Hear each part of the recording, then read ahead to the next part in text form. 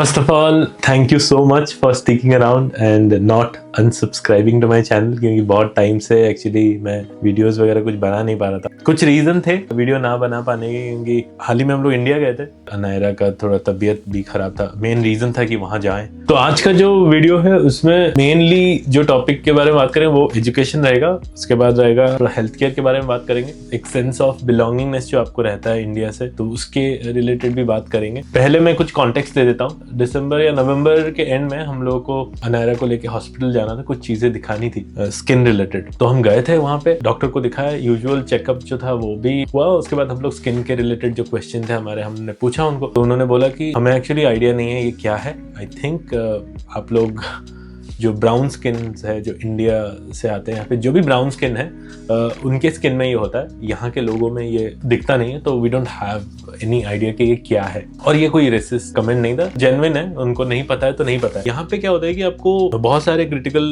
बीमारियां ऐसी होती होंगी जिनका एक्सपीरियंस ही इनके पास नहीं होगा डॉक्टर के पास, तो वो उसमें क्या कर सकते हैं, राइट। क्योंकि मैं बहुत बार देखा हूँ यहाँ पे, मैं जब हॉस्पिटल जाता हूँ, एक तो अपॉइंटमेंट मिलना थोड़ा मुश्किल रहता है। अगर आप जनरल सवाल है या फिर कुछ छोटी मोटी बीमारियां हैं तो आपको अपॉइंटमेंट मिलना थोड़ा मुश्किल होता है, बट हाँ मिल जाता है। एक बार मैं गया था तो कुछ तो मेरे को हुआ था, तो वहाँ पे जो नर्स थी या फिर डॉक्टर, वो आई थिंक नए नए होंगे, तो वो लिटरली एक बुक खोल के देख रहे थे कि चलो ये सिम्टम्स है तो ये मेडिसिन, तो वो प्रिस्क्राइब कर रहे थे कि ये मेडिसिन, या फिर अगर आपको ऐसा हो रहा है, अच्छा ये लिखा है कि नहीं, अगर लिखा है तो चलो ये कर सकते। That was a shocking moment कि मैं वहां जा रहा हूँ और वो बुक खोल के मेरे सामने ये सब कर रहे हैं। तो एक्सपीरियंस थोड़ा सा कम है यहाँ पे, और नंबर ऑफ डॉक्टर्स भी कम है। वही सेम चीज जब हम लोग फिर इंडिया गए अनायरा को लेके, और इंडिया में क्या है कि इतने सारे ऑप्शंस रहते हैं आपके पास, पेडियाट्रिक्स हो गए, जनरल मेडिसिन वाले हो गए, बहुत सारे डॉक्टर्स रहते हैं, बहुत फेमस डॉक्टर रहते हैं वहाँ पे, आपके जान पहचान वाले लोग इतने रहते हैं, उनको पता रहता है कि चलो इस डॉक्टर के पास जाएंगे तो अच्छा होगा। अपॉइंटमेंट भी जल्दी मिल जाता है, ट्रीटमेंट भी थोड़ा पर्सनल होता है, प्राइवेट ट्रीटमेंट होता है। तो वो फैसिलिटी है इंडिया में, ये मैं नहीं बोल रहा हूँ कि सबके पास है, बट हाँ जो प्रिविलेज है उनके पास है। बट यहाँ पे वो चीज़ नहीं है। यहाँ पे ऐसे सेपरेट पेडियाट्रिक्स या फिर क्लिनिक्स हो गए जहाँ पे आप तुरंत जाके दिखा सकते हो, ये सब चीज़ें वहाँ पे नहीं है। तो वहाँ पे क्या होता है कि आप तरह तरह के डॉक्टर को दिखाने के बाद आप एक कंक्लूजन में आते हो कि चलो ये हो सकता है या फिर हमको इस तरह से ट्रीटमेंट करना है। बट यहाँ पे वो ऑप्शन आपके पास नहीं है। बट हाँ, इंडिया में इतने सारे ऑप्शन होने के भी बहुत सारे नेगेटिव इफेक्ट्स है। जैसे हम लोग बहुत अच्छे अच्छे डॉक्टर के पास गए थे स्किन के और पेडियाट्रिक्स के, तो स्किन वाले प्रॉपरली अपना कुछ बता रहे थे, और पेडियाट्रिक्स जो बच्चों को जैसी बीमारियां होती है वो बोल रहे थे कि चलो ये है, कुछ इन्फेक्शन हो सकता है। तो वो स्किन के ऊपर जा ही नहीं रहते, बोल रहे थे अगर स्किन में कुछ है तो वो न्यूट्रिशन रिलेटेड हो सकता है या फिर कुछ इन्फेक्शन हो सकता है, फंगल इन्फेक्शन वगैरह। जितने भी सारे पेडियाट्रिक्स के पास हम गए, वो कभी भी हमें कोई स्किन के डॉक्टर के पास जाने के लिए रेकमेंड नहीं किए। बट ये हम जो है, हम ही खुद गए थे, फिर वहां से हमें और कुछ चीजें पता चली। तो ट्रीटमेंट अभी चल रहा है। तो बॉटम लाइन ये है कि यहाँ पे हेल्थ केयर, यहाँ पे सब कोई बोलता है फ्री है, ये है वो है, बट एक्सपीरियंस कम होने की वजह से आपको कभी कभार क्या होता है ना, सेटिस्फेक्शन नहीं मिलता है। और ये जो डॉक्टर्स है ये यहाँ के लोगों के लिए, और इंडिया में इतनी सारी और बीमारियां होती है, और हमारा माइंडसेट भी वैसा होता है कि हमें एक सेटिस्फेक्शन नहीं मिलता है। ऑल्दो हम लोग 6 साल से यहाँ पे रह रहे हैं और हम लोग मन बना लिए कि चलो इन्हीं के हिसाब से चलना है, बट जब ये हमारे बच्चों के लिए होता है, हम थोड़ा प्रैक्टिकली नहीं सोच के इमोशनली सोचते हैं कि यार वहाँ होते तो और अच्छा होता। तो ये एक पॉइंट है जो इंडिया और स्वीडन के बीच में डिफरेंस है। तो अभी मैं वेदर के बारे में थोड़ा सा बात करने वाला हूँ। अगर आप स्वीडन आ रहे हो या फिर किसी भी यूरोपियन कंट्रीज जैसे कोई नॉर्डिक कंट्रीज में आ रहे हो, तो ऑब्वियस सी बात है आपको ये पता होनी चाहिए कि यहाँ पे बहुत ज्यादा ठंड है। लेकिन जब आप फिर इंडिया जाते हो, और थ्रू आउट द ईयर ऐसा कभी होता नहीं कि आपको जाने के लिए इतनी सारी चीजें पहननी पड़ती है, जैकेट वगैरह पहनना पड़ता है, ऐसा नहीं होता। तो वो एक सेंस ऑफ फ्रीडम हमें वहां पे महसूस होता है। मतलब ये पॉइंट मैं यहाँ पे बोला नहीं चाहता था, बट ये एक चीज है यार। एक चप्पल पहने, स्कूटी उठाए और निकल गए, बाजार निकल गए, कुछ भी सब्जी वगैरह लाना हो या फिर ग्रोसरी वगैरह लाना हो, तो घर के नजदीक में शॉप्स रहते हैं। बड़े बड़े स्टोर की तो बात नहीं कर रहा हूँ, जो रोड साइड होते हैं जहाँ से ग्रोसरी वगैरह लाते हैं, वहां पे आपको कुछ चीजें उठा के बैग में फिर भर के फिर बिलिंग काउंटर में जाना होता है, ऐसा नहीं है। तो वहां पे आपको बस बोलना होता है कि भैया ये दे दो, ये दे दो, वो लोग ला के देते हैं। तो वो बहुत आसान रहता है। जो काफ़ी टाइम इंडिया में रह के यहाँ पे आएंगे तो थोड़ा वो मुश्किल लगेगा, क्योंकि नज़दीक इतना कुछ होता नहीं है, और होता भी है तो आपको जाके वहाँ पे सब एक कार्ट में डालना होता है, फिर उसके बाद आके ये सब करना होता है। तो वो एक चीज़ हमें महसूस हुई इस बार। पता नहीं लास्ट टाइम क्यों इतना नहीं हो रहा था, क्योंकि मैं उतना जा नहीं रहा था मार्केट, पापा जा रहे थे, बट इस बार मैं जा रहा था, तो शायद इसलिए।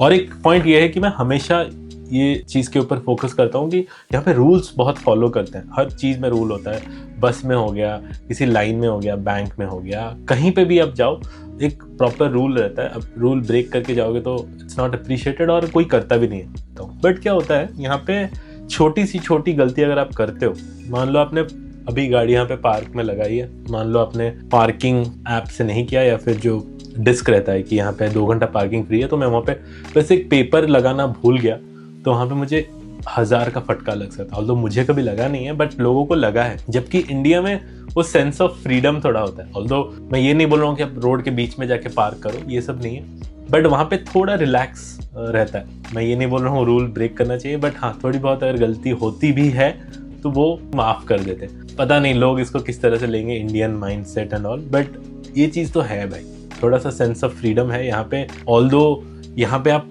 पुलिस को या जाके या फिर किसी को कुछ भी बोलो, वो फ्रीडम ऑफ स्पीच जो है एक्चुअल में यहाँ पे है। जैसे इंडिया में ऐसा बोलते हैं फ्रीडम ऑफ स्पीच है, ये है वो है, बट नहीं है। अभी कॉमेडी शो का ही मैं एग्जांपल दूँ तो, but anyways that's wrong thing to say. But यहाँ पे ये फ्रीडम होने के बाद भी हम लोग को हमेशा डर रहता है कि कुछ गलती ना हो जाए, कुछ फाइन ना लग जाए, पुलिस ना आ जाए या कुछ हो जाए। बट इंडिया में वो फ्रीडम आपको डेफिनेटली महसूस होता है, तो वो एक बड़ा डिफरेंस होगा। और एक जो इम्पोर्टेंट चीज़ अभी मतलब स्वीडन में हो रहा है कि सिटीजनशिप बहुत ज़्यादा स्ट्रिक्ट कर रहे हैं कि आपको कल्चरल टेस्ट देना है, आपको स्वीडिश सिटीजनशिप या फिर पासपोर्ट के लिए आपको स्वीडिश लैंग्वेज का आना बहुत इंपॉर्टेंट है। मेरे हिसाब से अगर ठीक है जो कर रहा है तो बहुत अच्छी बात है, बट यहाँ पे हम लोग जब आए थे, जॉब करने के लिए आए थे, तो कभी लैंग्वेज के बारे में सोचा ही नहीं है। लैंग्वेज की बात अगर करें तो बैंगलोर वगैरह में तो बोलते हैं कि कन्नड़ा सीखना पड़ेगा अगर आप बाहर से आ रहे हो। बट मुझे कुछ अच्छी अपॉर्चुनिटी इंडिया में भी मिल रही है। मैं यहाँ पे आके एक स्ट्रेस में रहूँ कि मुझे लैंग्वेज सीखना है, यहाँ के लोगों के साथ मिंगल करने के लिए या फिर सिटीजनशिप के लिए मुझे लैंग्वेज सीखना है, तो वो एक एडिशनल प्रेशर है। यहाँ पे इतनी सारी चीज़ें हैं हैंडल करने के लिए, कोई नया आ रहा है तो, बट उसके बाद लैंग्वेज और एक चीज़ है जो कि आपको अपने होम कंट्री में या फिर होम टाउन में आपको वो फेस करने को नहीं मिलेगा। Quality of life is there, but पैसों की बात करें तो और जगहें भी होंगे जहाँ पे आप पैसा कमा सकते हो। मैं किसी को डिमोटिवेट नहीं कर रहा हूँ यहाँ पे नहीं आने के लिए, बट मैं सच्चाई आपके सामने बता रहा हूँ। और एक चीज़ सबसे इम्पोर्टेंट मेरे लिए वो है एजुकेशन। हमेशा स्वीडन की बात आती है या फिर कोई नॉर्डिक कंट्रीज़ की बात मैं करता हूँ, तो वहाँ पे एजुकेशन को बहुत प्रायोरिटी दिया जाता है। वो सब तो ठीक है, एजुकेशन यहाँ पे फ्री होता है। आप स्वीडिश मीडियम स्कूल में जाओ या फिर इंटरनेशनल स्कूल में जाओ जो गवर्नमेंट अफिलिएटेड है, वहाँ पे फ्री होता है, बहुत कम रहता है, बट प्राइवेट स्कूल्स में ज़्यादा रहता है। बट मेरा पॉइंट ये है, हम लोग जैसे बड़े हुए हैं, जिस एजुकेशन सिस्टम में बड़े हुए हैं, that is completely different Sweden से। ठीक है, इंडिया में था तो बहुत सारे ऐसे मतलब रिलेटिव्स है या फिर मेरी जो दीदियाँ उनके बच्चे हैं, तो मैं देखता हूँ वो लोग 5-6 साल में भी काफ़ी कुछ पढ़ाई लिखाई कर रहे हैं, 7-8 साल में, या फिर जो लोग अभी 7th-8th में हैं, they are quite serious about the studies. तो कॉम्पिटिटिवनेस होता है वो बहुत ज़्यादा है वहाँ पे। मुझे ऐसा फील होता है कि यहाँ पे थोड़ा सा वो लाइट है। मेरे को लिटरली इतना आइडिया नहीं कि क्या है क्या नहीं। सब लोग बोलते हैं कि 6-7 तक तो बहुत लाइट रहता है, उसके बाद सडनली बहुत हाई हो जाता है, और यहाँ पे इनोवेशन को बहुत इंपॉर्टेंस दिया जाता है।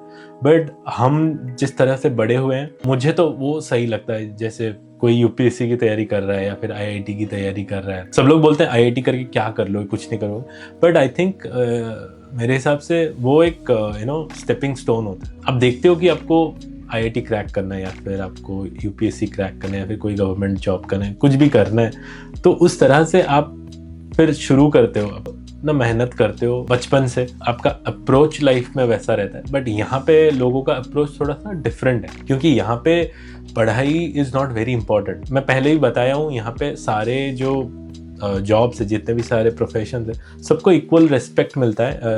नॉट इक्वल सैलरी बोलूँगा, बट अच्छी खासी सैलरी सबको मिलती है। बट इंडिया में वो चीज़ नहीं होती है, इसलिए लोग फिर नहीं चाहते कि मेरे को लाइफ में इलेक्ट्रिशियन बनना है या फिर मुझे प्लम्बर बनना है, प्ले स्कूल टीचर बनना है, ठीक है। इस तरह का किसी का लाइफ में एम्बिशन नहीं होगा।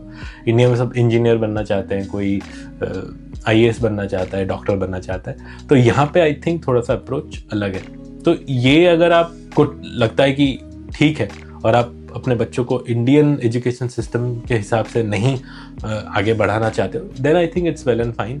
बट हाँ, अगर आप चाहते हो कि आपका बच्चा कॉम्पिटिटिव बने, मैथ साइंस ये सब चीज़ में है ना, ओलंपियाड्स वगैरह ये सब चीज़ें करे, तो फिर आई थिंक यहाँ पे I don't know how it is, ये तो बाद में पता चलेगा, या फिर मैं जब किसी पेरेंट्स से बात करूँगा जिनके बच्चे थोड़े से ऊंचे क्लास में पढ़ते हैं, तब मुझे रियलाइजेशन होगा। थोड़ा इमोशनल बातें भी करेंगे। जैसे इंडिया में मेरी फैमिली ऑल्दो इतनी बड़ी नहीं है, मेरे मम्मी पापा है, तो हम लोग जब इंडिया गए थे अभी, तो क्या होता है कि दोनों में थोड़ा झगड़ा वगड़ा होता है। तो वहाँ पे कोई रहता है कि आपको समझाने वाला कि क्या कर रहे हो यार, बच्चे तुमसे क्या सीखेंगे। हमेशा अभी अनारा के साथ रहना पड़ता है। वहाँ पे आपको मम्मी पापा के थ्रू हेल्प मिलता है, उन लोगों को भी थोड़ा टाइम मिलता है पोते पोतियों के साथ खेलने का या फिर जो भी। तो ये सारी चीज़ यहाँ पे नहीं है। बिल्कुल मन नहीं कर रहा था मतलब आने का। बट पॉइंट ये है, वहाँ पे हम लोग अभी वेकेशन में थे तो अच्छा लग रहा था। ऑल्दो मैं काम भी कर रहा था, बट काम में कर रहा था स्वीडिश कंपनी के लिए, तो उनके कल्चर के हिसाब से काम करता था। तो स्वीडिश कल्चर वहाँ पे भी था कि ज़्यादा लेट तक काम नहीं करना है या फिर फैमिली को टाइम देना है, जो भी। बट ये सारी चीज़ें बदल जाएगी जब मैं इंडिया में जाके किसी इंडियन कंपनी में काम करूँगा।